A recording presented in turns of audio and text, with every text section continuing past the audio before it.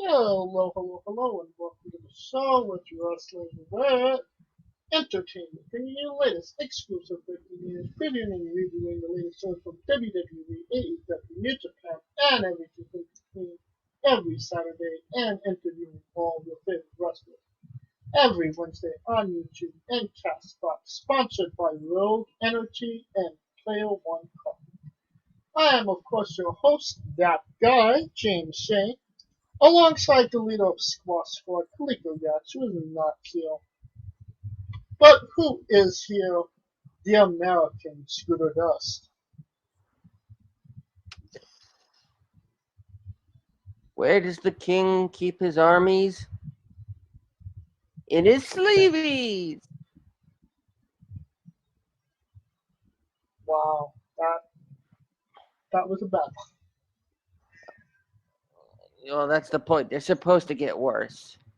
They're like cancer. And it was a great day for wrestling for us, as all this week we had incredible watch-alongs with Clay Wilson, Joel Bateman, and the Runway. And of course, a fantastic interview with Billy Starks as well. You are still reigning, defending, conquering trivia champion, and Perfectly balanced as all things should be. This is the way. it did seem like it was going to be touch and go there for a minute, but here we are. But we will get you next time. And of course, next week on the show we have Logan Black when things go to get to normal for us. And another incredible interview with somebody from your neck of the woods, or at least used to be your neck of the woods.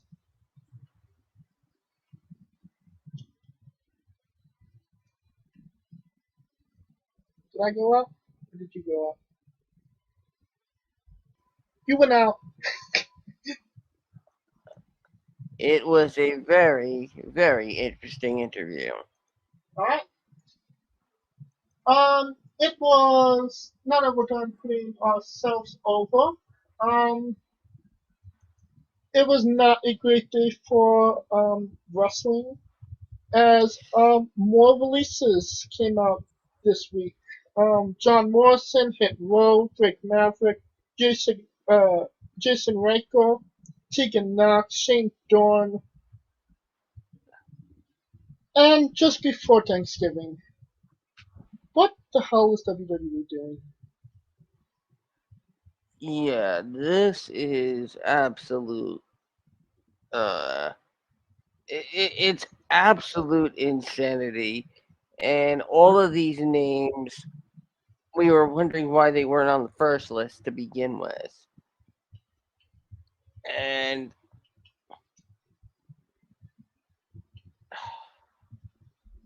this just screams that there's something much bigger going on. Well, I mean, John Morrison, okay, well, he wasn't going anywhere. He was basically the Mrs. Lackey for the better part of the 2, 3 years that he was actually there. I mean, this is a guy who returned during the pandemic, basically to the same exact role he had when he left the company, and then didn't do anything else. Right. But I mean, it seems like WWE had it out for Hit Row before they even started. I mean, um, Sonya Deville didn't even pronounce their names right when they got drafted to SmackDown. I could just uh put that as negligence, or now I'm kind of feeling like it was premeditated. But okay, I get beef up. She looked like Bianca. Don't need her. Whatever. Um, Top Dollar maybe had attitude issues. Maybe not very liked behind the scenes. Whatever. Swerve Scott was is one of the best. Is an incredible wrestler. Why wouldn't you just want him? Why wouldn't you want him on your show? It kind of seems like everybody in Hit Row was just um guilty by association, so they just let them all go. Yeah, that's almost exactly, I think, what happened here. I mean, Swerve Scott uh, is, for all intents and purposes, a former world champion. I mean, when he was in MLW competing under Shane Strickland, the fans couldn't get enough of him. The wrestling world couldn't get enough of him. Maybe he could finally, go back to.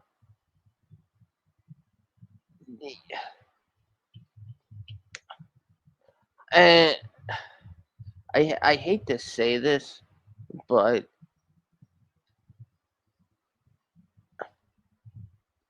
sticking.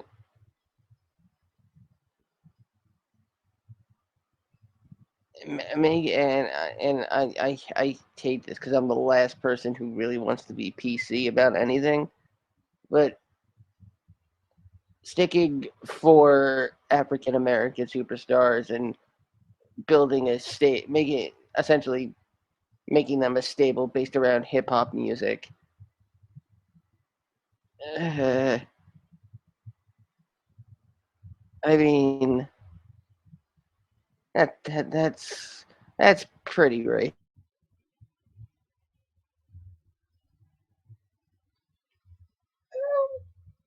I get that, but it seems like they were going places in NXT, but now they're on the independents.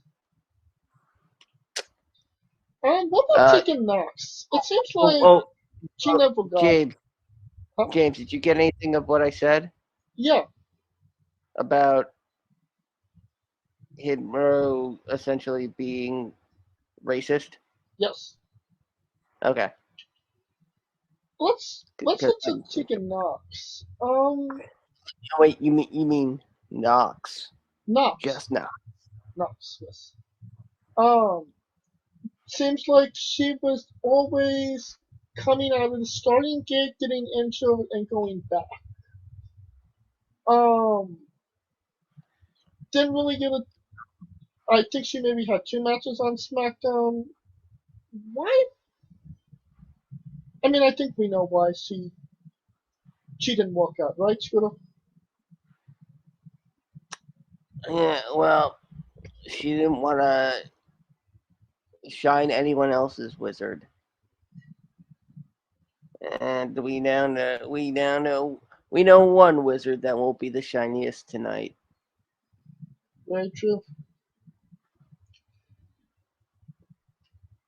So another list of releases. Do you think we're going to get any more releases between by the end of the year? Let's see. Since he's not really doing anything, I see Roman Reigns being released. Uh, uh, they may dig up the skeleton of the junkyard dog just to hire him and fire him again.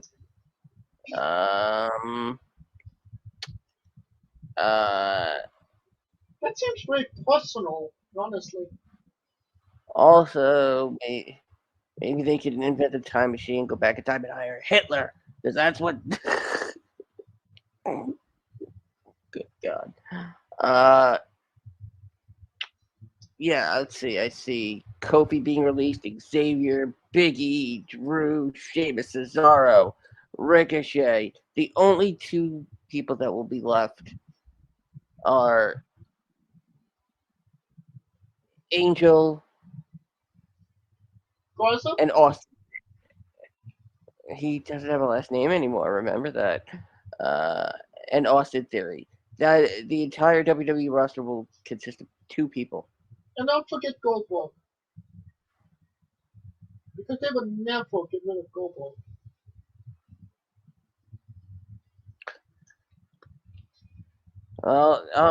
So that's why that that new that's where that new WWE Goldberg shirt came from. Goldberg, and on the back it says the herpes of WWE. I thought it said, who's next? Nobody. There's nobody here anymore. Now, No, the answer to that is Alzheimer's. we'll talk about this match a little later, but Kenny Omega is dealing with a multitude of injuries. It's kind of reported that he might be back in February, but I don't know. It might seem a little longer. What are your thoughts Mhm. on Kenny Omega being pretty banged up at this point?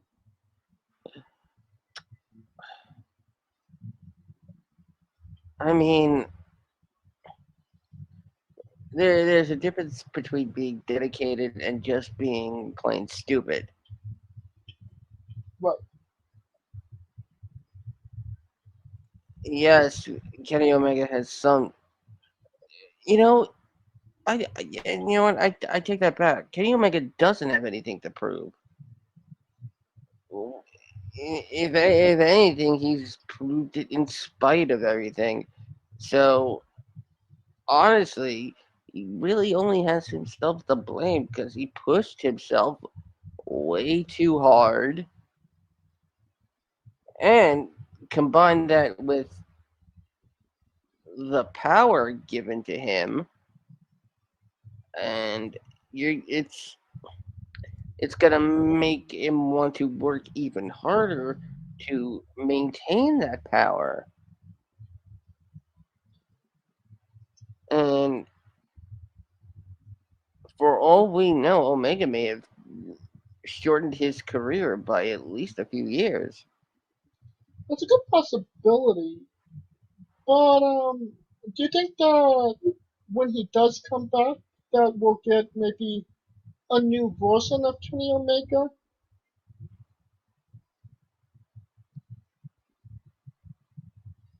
Are we thinking the cleaner 2.0? A cleaner 2.0, maybe a new gimmick, a new look, something that isn't what he is right now. Because it seems like on his promo on Dynamite, not just the physical injuries that are plaguing him right now.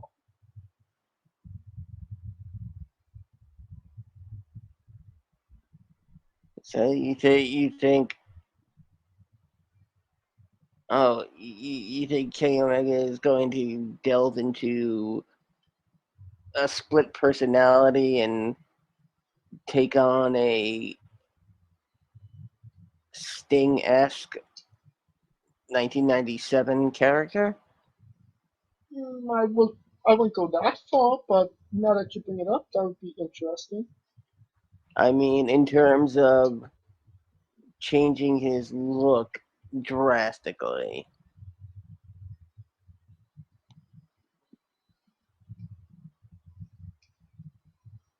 I mean, would that be a bad thing if he completely changed it up? Do something new? I mean, just as long as he doesn't come out with a platinum blonde buzz cut. Yeah. As long as he doesn't rename himself to Braun Breaker, I think we're good. Breaker 19.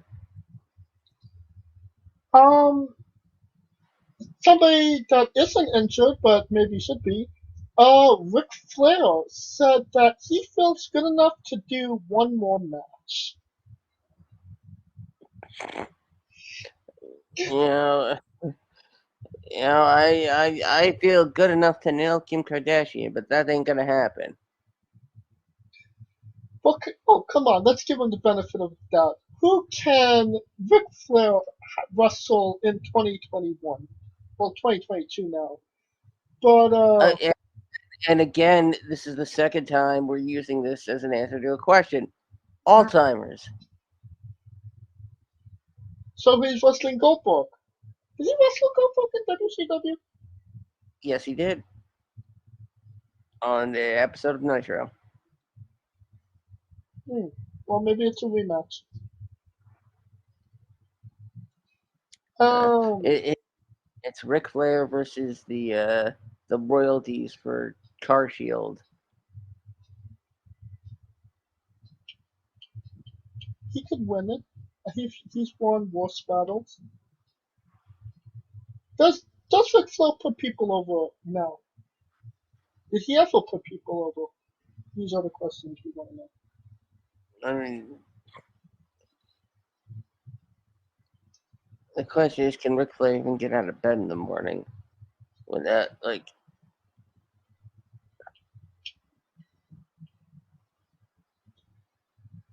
And NXT hit record lows in the ratings. I know ratings aren't everything nowadays, but it's definitely a sign that what they're doing isn't working.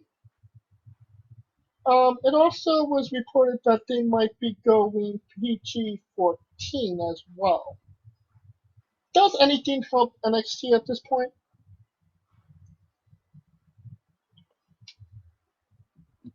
Well, I guess the answer is boobies. I think does it at this point? It's boobies and thongs. I mean, nothing equals ratings like boobies and thongs. So that's gonna, Brightly colored. huh? Brightly colored. And that's going to get NXT new viewers or bring back old viewers. Or bring back old new viewers or new old viewers. Either way, they're about to make some people feel really uncomfortable. I feel like they've already done that. It just seems like NXT was maybe one of the better products out there. Now it's just what it is now. Now, now it's just a home for guys with large eyebrow ridges. Oh my god, yeah. What's if there was ever a time to do a Frankenstein-esque character, now would be the time. Well, you know what Von Wagner's nickname is? No, The Caucasian Collie. God, really? Yeah, that's that's happening. Um, Um, but speaking of Von Wagner, the rumor is he's gonna be the fifth man on Team SmackDown. oh my god, Oh god. yeah. And where can people listen to that, Scooter? Oh, you can probably hear it better at the bottom of a bottle of Jack. Quite honestly, because that's what people will need to put up with this. But if you really, really have to hear it, Jason and I, of course, on the remix, coming to you tomorrow, and we will go through it so you don't have to. And you're probably asking yourself, where the hell was Triple H? Triple H, new video of Triple H just surfaced on the internet. Yes, locked in Vince's basement. Um, Pretty much. I mean, he was one of the people inspecting the new WWE headquarters. He was in a hard hat. It was a short video, and I mean, you didn't get a good look at him, but he looked okay. It did. What I'm thinking is, was Triple H secretly fired from NXT? I don't know. Because as far as I know, he was never, since he had the heart attack. He hasn't been at NXT. He's not in control. It's been primarily Shawn Michaels, Bruce Pritchard, Johnny Johnny Ace. Johnny Unitas, what? Yeah, John Laurinaitis. So did it, the question is Triple H AEW bound?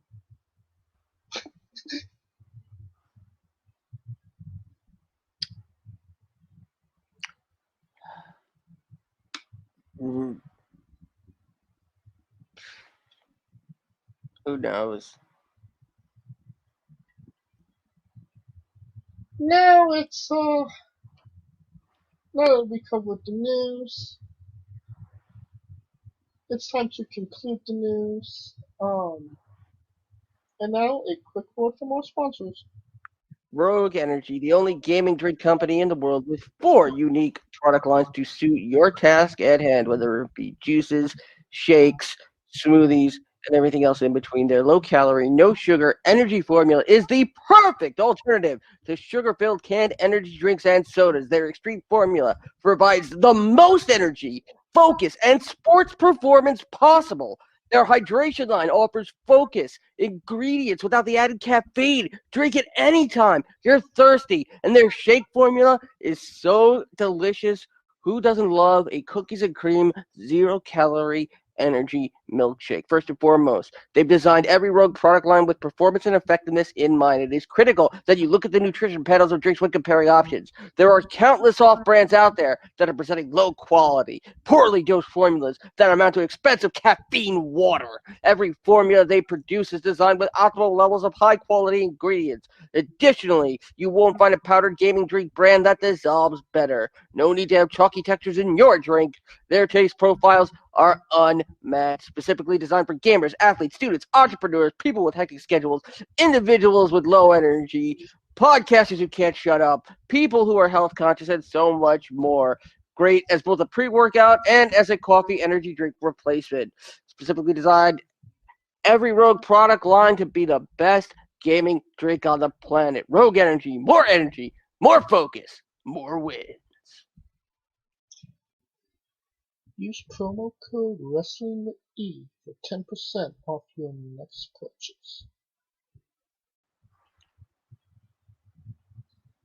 And we are wrestling with AEW Full Gear 2021 review. It was last Sunday, and I gotta say, it wasn't a bad preview. But what was your thoughts on it as a whole, Scooter? It it was okay. I'm surprised things went down the way they did. Um, not sure if it was necessarily the right uh choice, but then again, they may have been backed into a corner. Who knows? Um, but save for maybe one or two matches. This is uh I think this was no different than an episode of Dynamite. Hmm. Well, there was dream matches I wanted to see on this card. Can you guess what dream matches that was? Well, clearly Page and Omega, Clearly, clearly Punk and Kingston, clearly. and clearly Britt Baker, Tay Conti. You were doing good until we got to Conti Baker.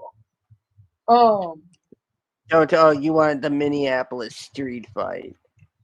Darby and MJF.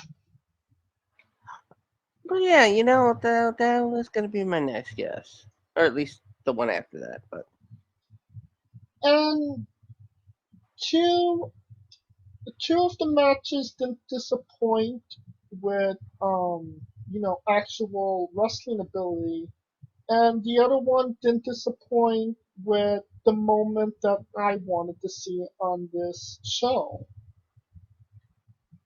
But let's get into it. We got MJF versus Darby Allin.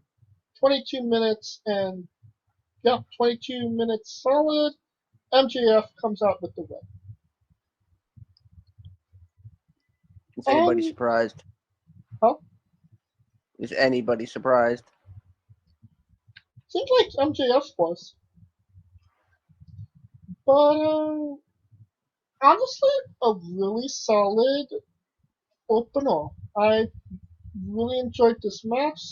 Everything that they kind of did made sense. Um, the the cheating tactics with the and then doing the head the headlock takeover into the pin, even though his shoulder was clearly up. It all worked for me. But what are your thoughts?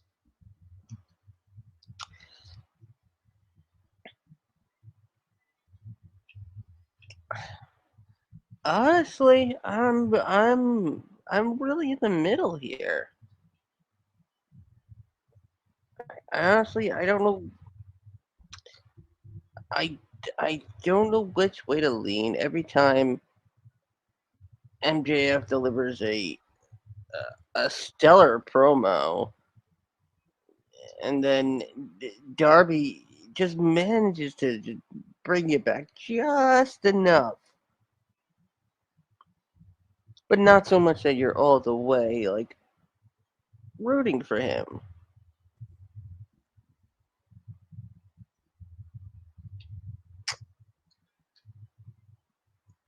And the next match, the Lucha Bros defeated FTR to retain the AEW World Tag Team Championships in 19 minutes flat.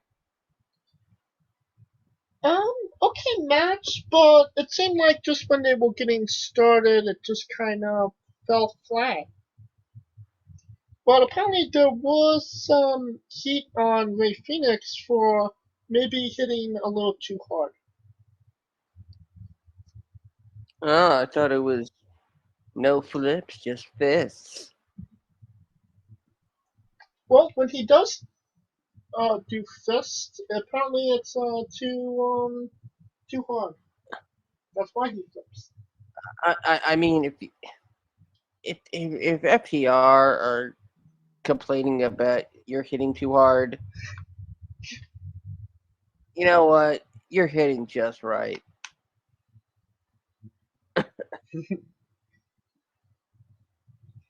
Now we got Brian Danielson defeating Nero in the finals of the Eliminator tournament in 20 minutes flat. Oh, upset of the century. Yeah, Nero is still godforsaken. What about Daniel Bryan? Getting a little heel-esque. Wait, wait, who? Brian, yeah, I'm still going. between those. Uh, Brian Danielson. See, that's the thing is that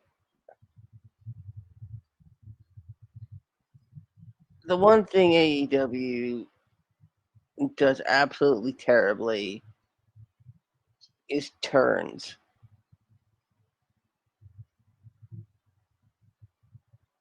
They do heel turns, god awful. Yeah. But you see And that kind of being because of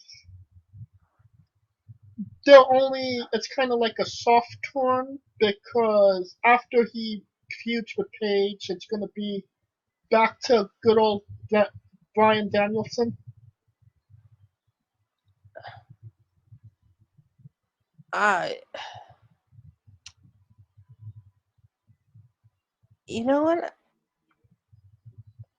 I don't know, but I just I hate the idea of simply just trying to make him the heel immediately after he becomes the number one contender. Like that heel stuff didn't have to happen.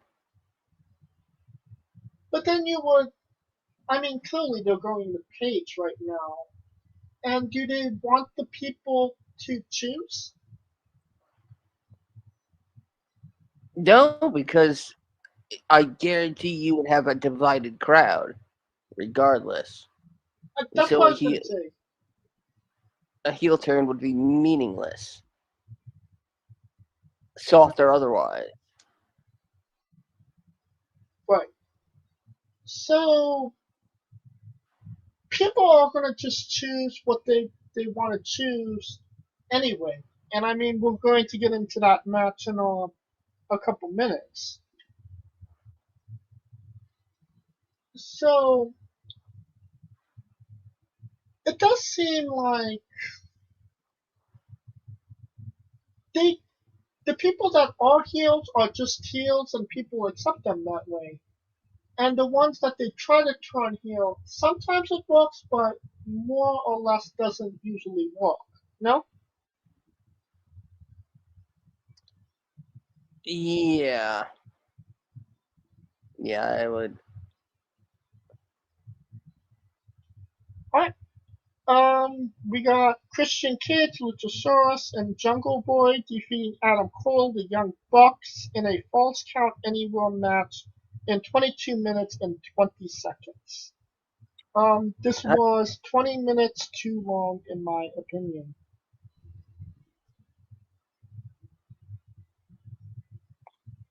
What say you? Uh, Adam Cole certainly made the right decision, for brighter prospects of leading the most dominant groups in the WWE to Well, I mean, becoming a third rate lackey it was for. either that or be Budge.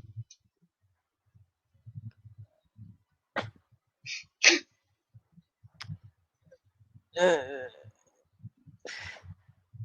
And I I mean, mean, maybe it was he went from a first rate to a third rate, but all those guys from that group are basically in AEW now. So, I mean, yeah, but they're not together.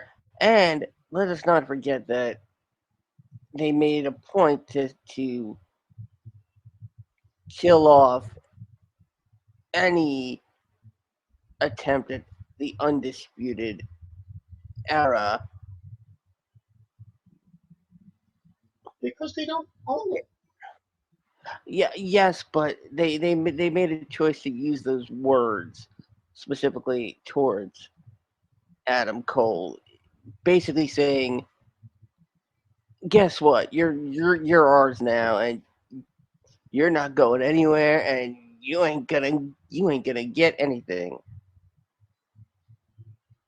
which can Adam, maybe lead to some tension now that Kenny Omega is gone. I feel like they kind of planted those seeds to begin with.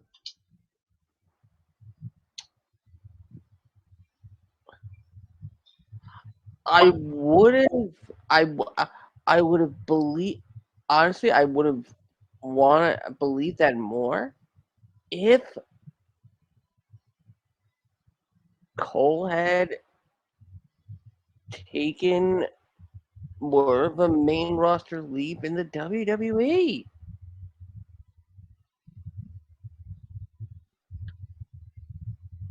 I mean, we could debate that all day long, but But being Adam the Cole screwed Adam Cole.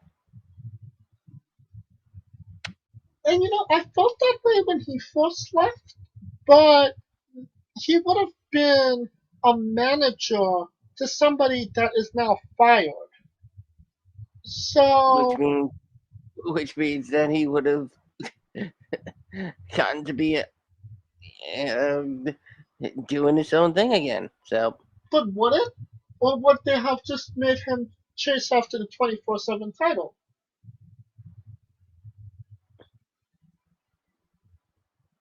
I mean, you're getting some good cardio when you're chasing Reggie. So What about Jungle Boy? It kind of seemed like they wanted to show a darker side of him, and it just made me feel like he was still not ready to be anywhere near what he being called one of the four pillars of AEW. and not to mention that you best believe that Tony Khan is going to get his money's worth out of owning the Jungle Boy, a Tarzan Boy, I should say. I mean, honestly, it feels like he's spending more money on the song than he is on Jungle Boy at this point. Yeah,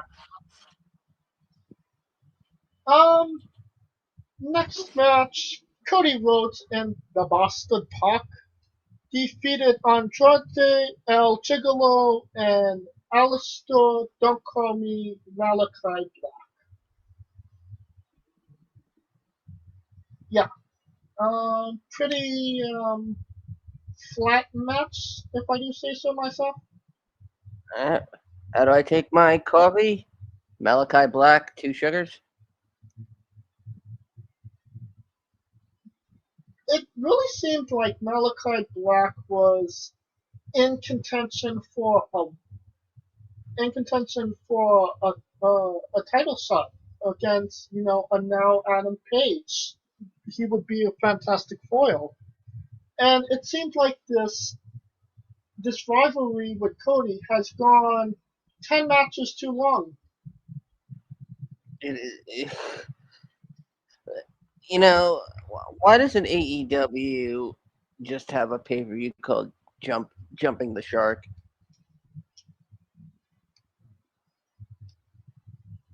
I mean, they've only been in business for 3 years at this point. It's still a possibility. I mean, because then they could do another pay per view uh, that's called "We're So Meta, the Shark Jumps Us."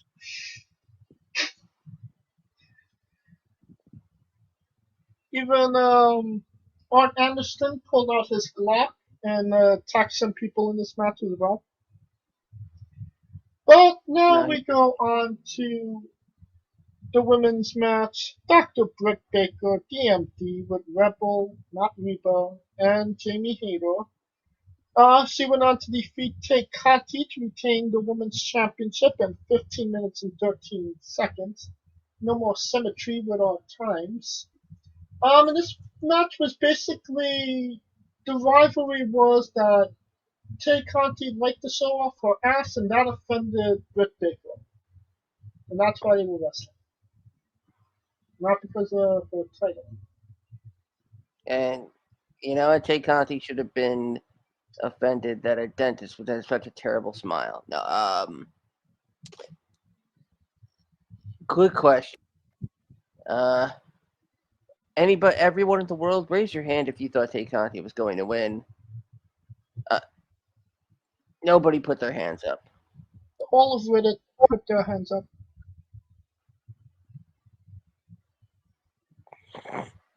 Well, you know Reddit. A bunch of morons who will say anything and do anything for boobies. No. I thought they wanted cake. Well, Moving, then they have their cake day. CM Well, Punk. they probably want the cake in the shape of a boob. So CM Punk defeated Eddie Kingston in 11 minutes and 9 seconds. Excellent brawl, excellent fight, and the only still negative. maybe Huh? a match that was many years too late. No, I felt like this came just at the right time. Maybe not on the card, but definitely the match itself. I felt like if I had any problems with it, I wish it was like maybe 2-3 minutes longer. But it does beg the question: will we get Eddie Kingston and CM Punk in the future? It's definitely left open. Well, maybe Kingston will now be willing to, you know, cover up Punk when he goes into the exploding barbed wire landmine death match. Hmm. How much is Tony paying him to do that? You can't. Well, Kingston's doing it for a sandwich. Oh yeah. Punk is doing it for an island in the Mediterranean. I don't think he can give it to him.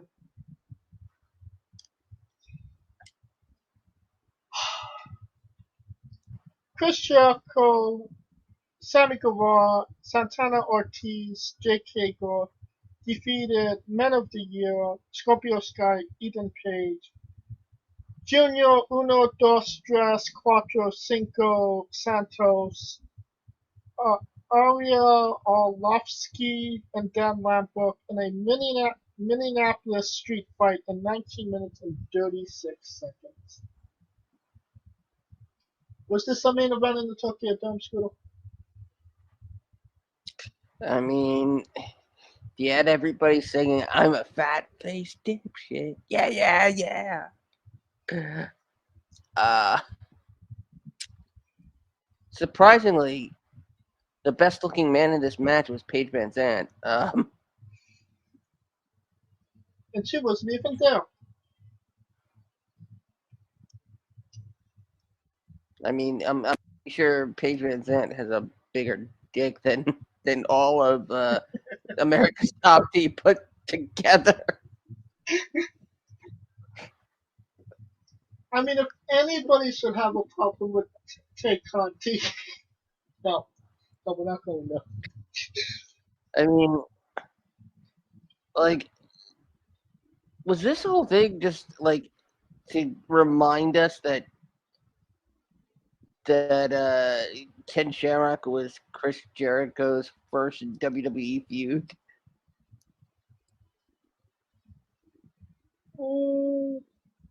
Maybe? I mean, Junior Dos Santos Junior Dos Santos was a friggin' name. He was a UFC name,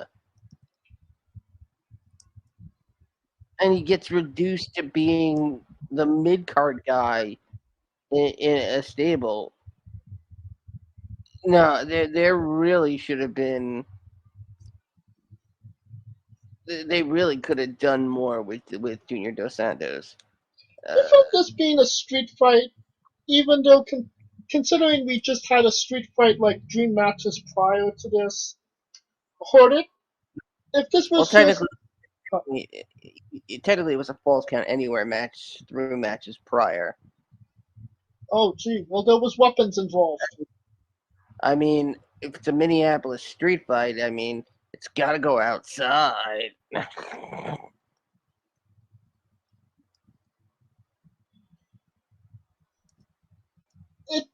If if this was just a normal 5-on-5 match, no, not even elimination rules, would it have helped?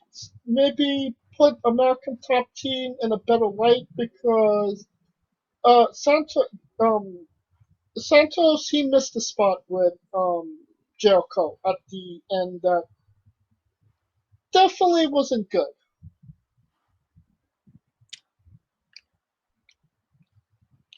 I mean, they probably should have worked more, two more wrestlers in, or one more wrestler and Dos Santos, made it a 4-on-4, and then if the Inner Circle won, then Jericho would get Lambert for 5 minutes. Not exactly what happened, but Jericho did get his pound of flesh.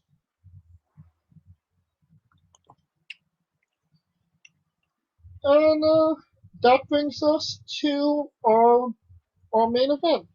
Hangman Paichi defeated Kenny Omega with Don Callis to win the AEW World Heavyweight Championship in a perfect 25 minutes. Symmetry, you are core mistress. You realize that none of the times you've given were exact at all. No, it was 25 minutes. 35 exactly. seconds. No seconds. 0-0.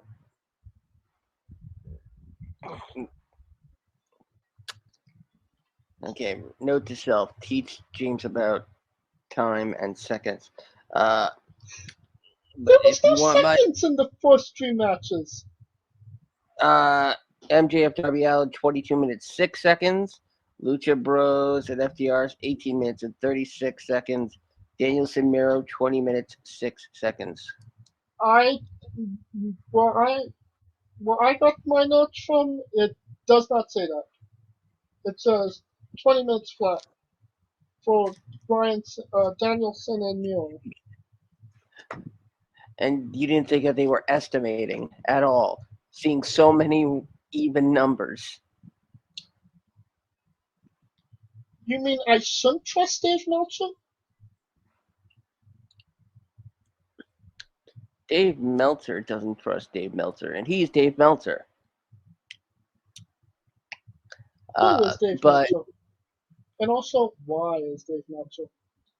I'll do you one better. When is Dave Meltzer? No, Dave Meltzer. How Dave Meltzer? Dave Meltzer? Well, my opinion on this match, say it with me. What a load of cowboy shit. No. I mean, it wasn't a 5-star match in the Tokyo Dome, but I mean, we got the moment we wanted, and that is all that really matters, right? Yeah. Yes. But was it this way? Was this really how we wanted it? In what way do you mean that?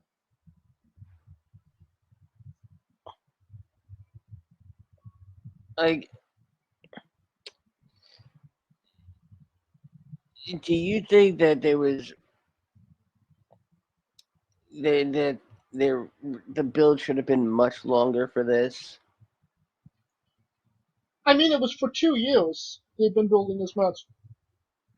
Mm-mm. I mean, the only build that's been longer at this point was Edge and Seth Rollins, which was 7 years.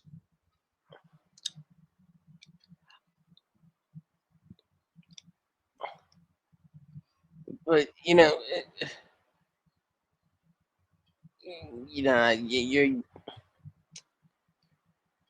like Page all of a sudden comes back and he's back in the world title picture.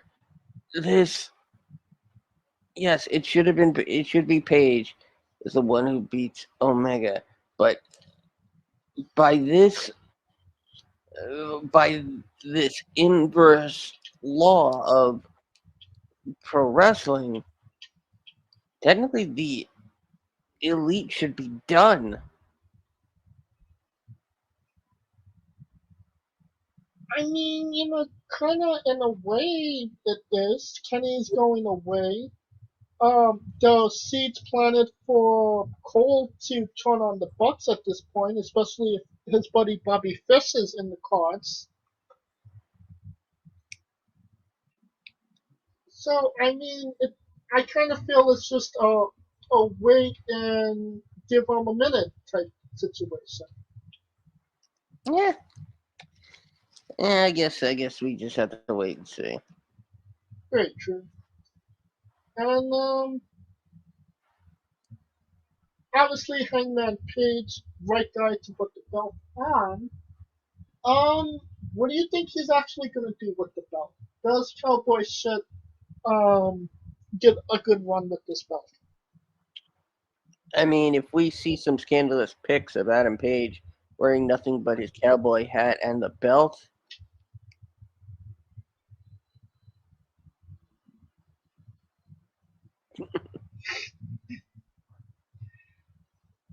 And how would you rate Kenny Omega's one as AEW champion?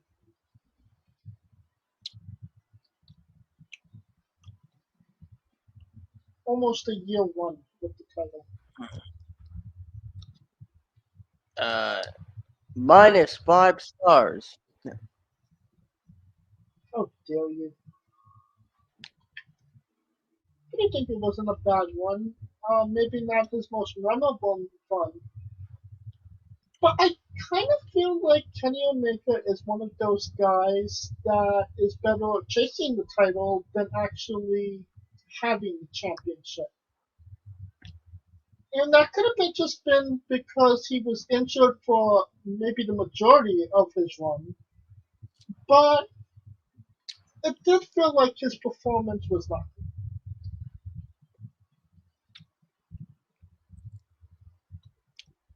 Agree? Disagree? Agree. Alright, and that brings us to the last question. Um, well, maybe two more questions. Where do you rank this pay preview? Thumbs up, thumbs down, thumbs in the middle.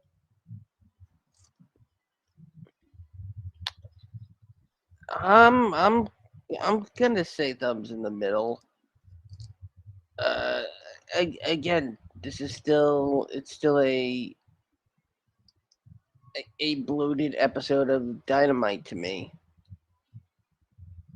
Like the episode. Well, I don't know if you never saw it, but the episode of Nitro where Lex Luger beat Hollywood Hogan for the WCW title on Nitro, and then of course lost it at Road Wild that weekend. Who do you lose it to?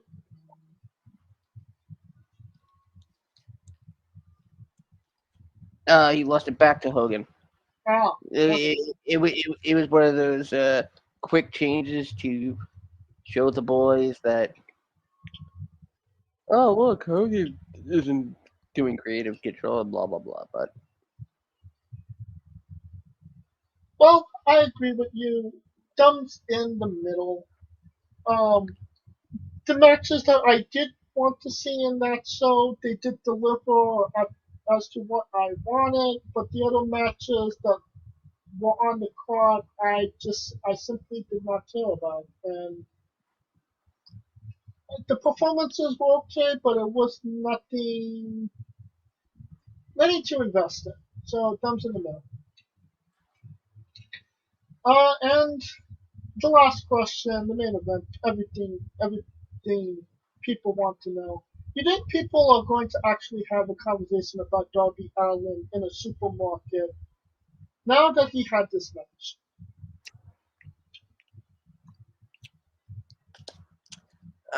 I think it's going to happen half as less as we. No, of course not. Of course, that's the right answer. And that will conclude our coverage of AEW. Join us for the last thing, the main event, the thing everybody wants to see tomorrow. And how should people listen to the Survivor Series tomorrow, Sweeto? You, of course, listen to it only on the remix, only on the UNB network. James and I bring you all the hard hitting action, the only live streaming alternate commentary podcast on the web. We give you a choice in commentary. So choose our commentary. Hashtag choose your commentary or we will find you. And of course, if you like what we're doing, please like, subscribe, comment, both on YouTube and Castbox. This was, of course, sponsored by Rogue Energy and Player One Coffee. Use promo code Wrestling with E for 10% off your next purchase. And Rogue Energy, of course. Um, Join us next week on the show as we interview Logan Black. And of course, follow us on social media as well at Wrestling with E, both on Twitter and Instagram for all your wrestling with entertainment needs. Follow us individually as well. I'm at JamesJ993. You can find Kaliko at I am Kaliko. And once again, where can we find Scooter Dust? Well, you can find me watching Sweet Home Alabama in Sweet Home Alabama. Or if you want to find me on social media, it's always at Scooter Dust on Twitter. And of course, the remix with James and I, of course, Survivor Series.